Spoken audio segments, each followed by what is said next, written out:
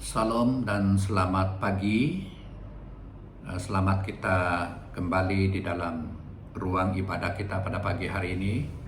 Dan saya percaya kita punya kerinduan dan hati kita yang mau beribadah kepada Tuhan pada pagi ini.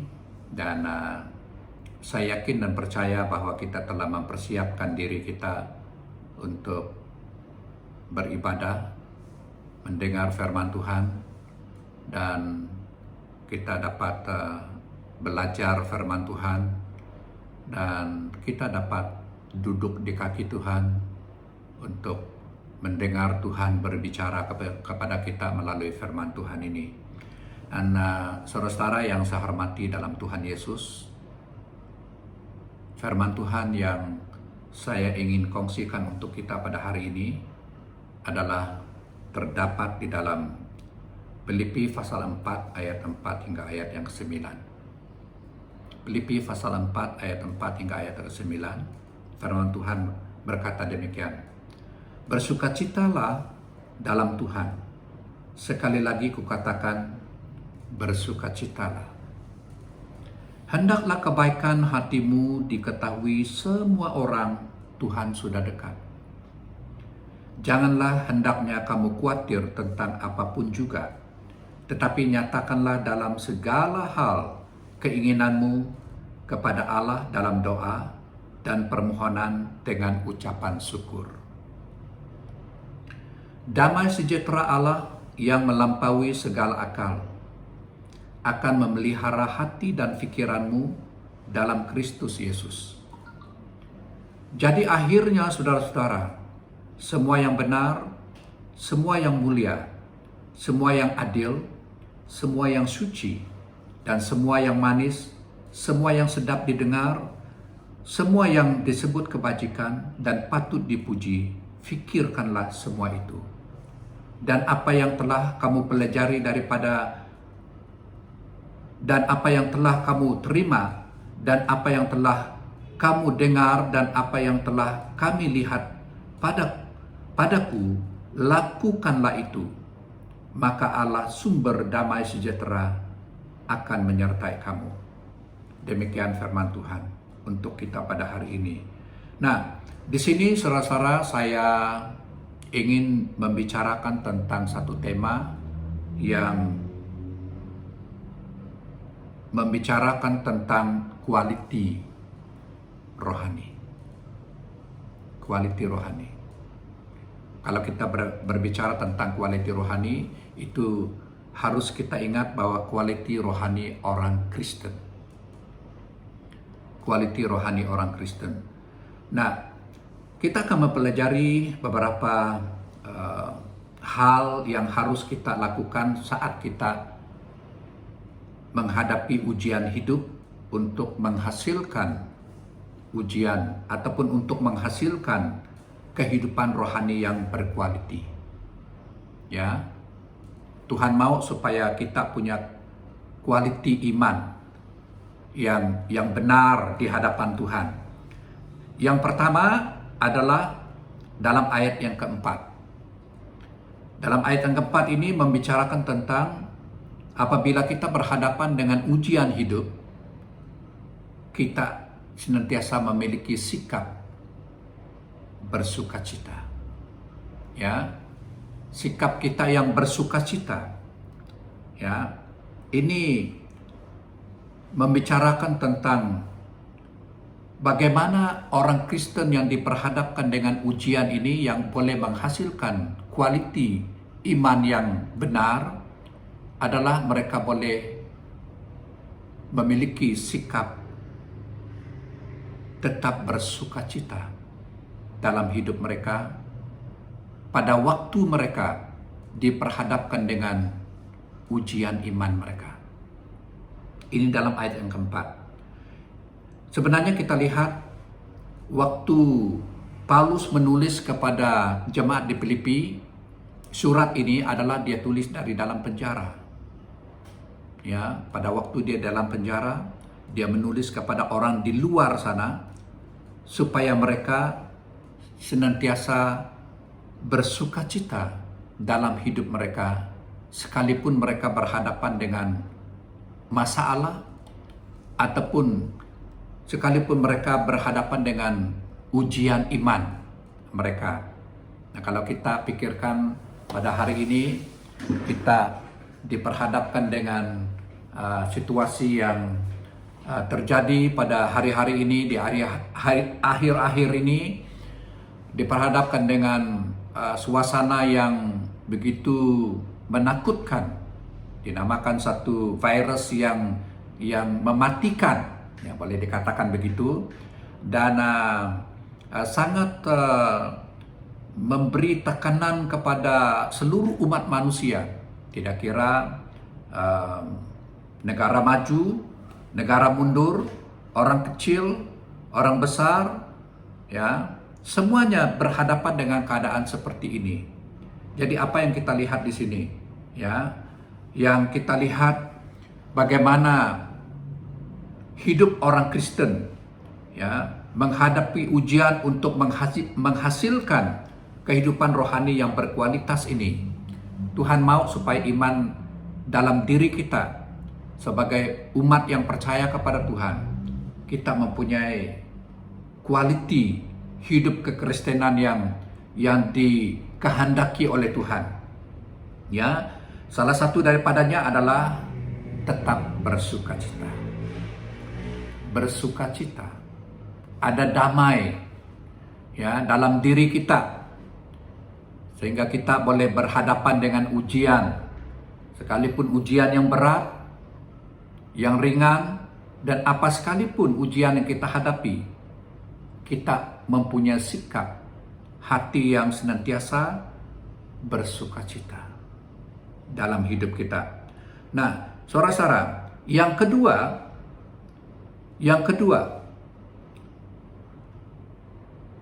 ujian hidup untuk menghasilkan kehidupan rohani yang berkualitas. Yang kedua itu adalah tidak jemu-jemu berbuat baik. Ini terdapat di dalam ayat yang kelima. Ya.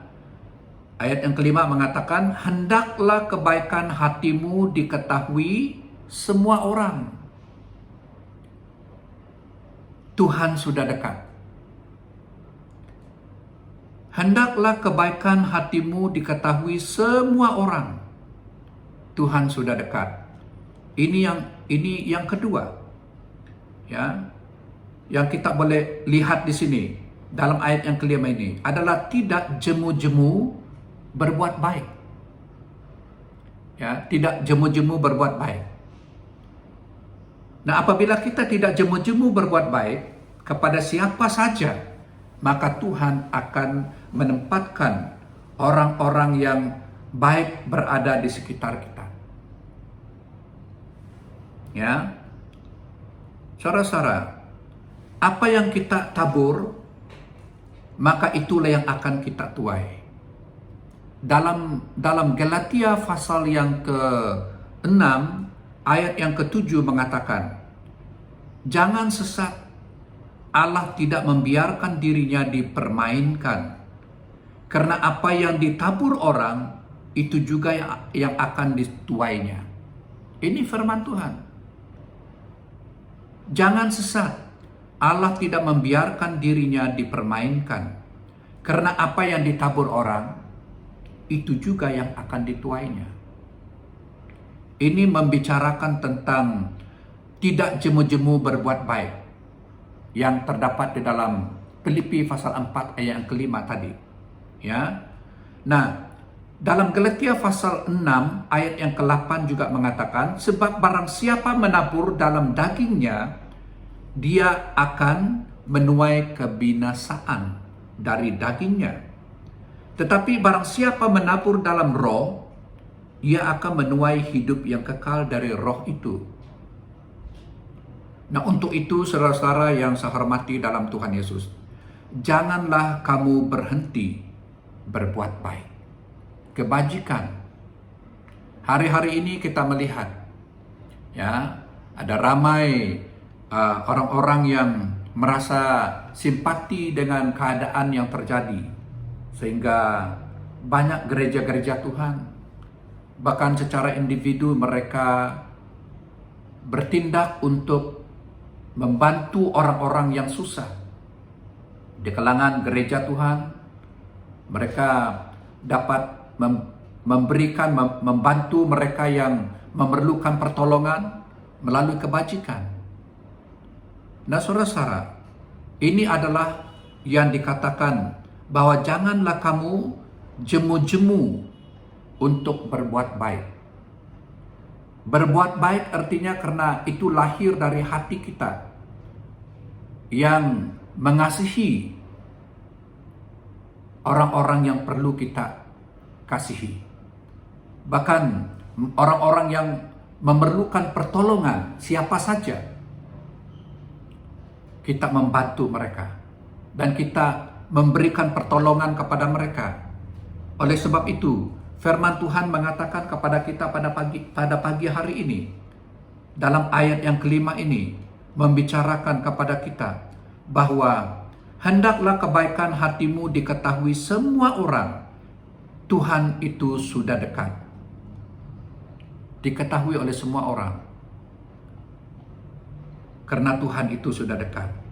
Untuk itu janganlah kita berhenti untuk melakukan kebajikan. Ataupun jangan kita berhenti untuk berbuat baik. Karena apa? Karena itu lahir dari hati kita yang murni daripada Tuhan. Nah, yang ketiga, mengucap syukur kepada Tuhan. Ayat yang ke-6 dan ayat yang ke-7. Perkara yang kita perlu lakukan, ya, menghadapi ujian untuk menghasilkan kehidupan rohani yang berkualitas, yang kita boleh baca di sini adalah terdapat di dalam ayat yang ke-6 dan ayat yang ke-7. Mengucap syukur kepada Tuhan. Sikap mengucap syukur. Nah, ketika kita bersyukur kepada Tuhan dalam keadaan apapun, maka bebanmu akan dibuat ringan oleh Tuhan. Saya percaya hanya orang yang percaya kepada Tuhan saja, yang dikuasai oleh Roh Kudus, mereka tetap memiliki sikap mengucap syukur kepada Tuhan dalam apa sekalipun keadaan. Dan dalam apa sekalipun situasi yang mereka hadapi, mereka akan tetap mengucap syukur kepada Tuhan. Nah, saudara-saudara yang saya hormati dalam Tuhan Yesus, inilah sikap yang perlu kita miliki dalam kita menghadapi ujian, untuk melihat sejauh mana kemurnian iman kita di dalam Tuhan. Ataupun dalam arti kata yang lain, untuk saat menghadapi ujian hidup, untuk menghasilkan kehidupan rohani yang berkualitas, yang berkualiti, yang bermutu. Ini yang Tuhan inginkan dalam kehidupan kita sebagai umat yang percaya kepadanya. Dan saya percaya dan yakin ketika kita bersyukur kepada Tuhan dalam keadaan apa sekalipun, maka beban kita akan dibuat oleh Tuhan ringan. Ataupun Tuhan akan meringankan beban kita karena kita mempunyai sikap mengucap syukur kepada Tuhan dalam apa sekalipun keadaan. Nah, untuk itu firman Tuhan mengatakan, jangan khawatir. Jangan khawatir. Saya percaya ekonomi dunia boleh goncang, tetapi percayalah bahwa orang benar tidak akan pernah meminta-minta roti, sebab Tuhan memelihara mereka. Sebab pemeliharaannya sungguh luar biasa dalam hidup mereka. Kita lihat dalam kitab Mazmur pasal 37 ayat 25 mengatakan, dahulu aku muda, sekarang telah menjadi tua, tetapi tidak pernah kulihat orang benar ditinggalkan, ataupun anak cucunya meminta-minta roti. Ini dalam firman Tuhan.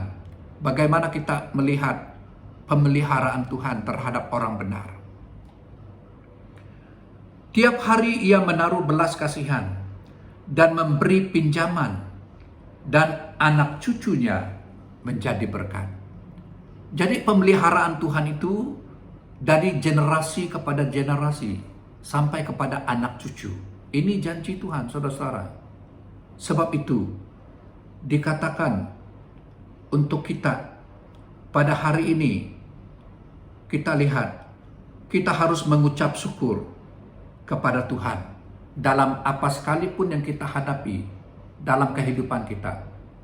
Sikap mengucap syukur ini akan membawa kita melihat kebesaran Tuhan, dan kita akan melihat bagaimana janji Tuhan dalam kehidupan kita dalam kitab Mazmur ini. Dahulu aku muda, sekarang telah menjadi tua, tetapi tidak pernah kulihat orang benar ditinggalkan ataupun anak cucunya meminta-minta roti.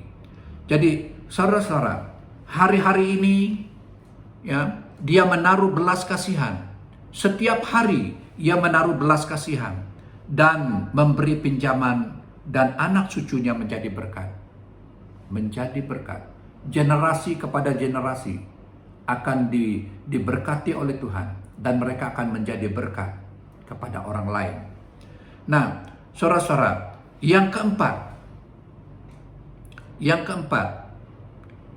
adalah fikirkanlah semua yang berkenan kepada Tuhan, dalam ayat yang ke-8. Dalam ayat yang ke-8 ini, fikirkan yang berkenan kepada Tuhan. Jadi akhirnya saudara-saudara, semua yang benar, semua yang mulia, semua yang adil, semua yang suci, semua yang manis, semua yang sedap didengar, semua yang disebut kebajikan dan patut dipuji, fikirkanlah semuanya itu. Ini firman Tuhan untuk kita pada hari ini, mengatakan bahwa fikirkanlah semua yang berkenan kepada Tuhan. Ya, apabila kita diperhadapkan dengan ujian untuk menghasilkan iman yang murni, kualiti iman kekristenan yang dikehendaki oleh Tuhan adalah dalam ayat yang ke-8, fikirkanlah semua yang berkenan kepada Tuhan. Segala sesuatu yang berkenan kepada Tuhan. Karena Tuhan telah berjanji kepada kita. Karena Tuhan telah berbicara kepada kita. Dia akan memelihara kita sampai kepada generasi yang akan datang. Nah, apa yang kita pikirkan itu adalah yang akan terjadi. Oleh karena itu, pikirkanlah hal-hal yang selaras dengan kehendak Tuhan. Apa yang kita pikirkan, apa yang kita katakan itu akan terjadi dalam hidup kita. Oleh karena iman kita, apa yang kita fikirkan, itu yang akan terjadi. Oleh karena itu, fikirkanlah hal-hal yang selaras dengan kehendak Tuhan. Perkara-perkara yang berkenan di hati Tuhan. Inilah firman Tuhan, mengajar kita untuk senantiasa berharap kepada Tuhan.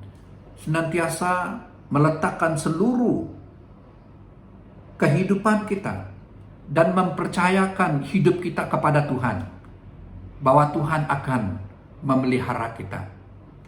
Nah, karena di dalam firman Tuhan pada hari ini berbicara kepada kita bahwa janganlah hendaknya kamu khawatir tentang apapun juga, tetapi nyatakanlah dalam segala hal keinginanmu kepada Allah dalam doa dan permohonan dengan ucapan syukur.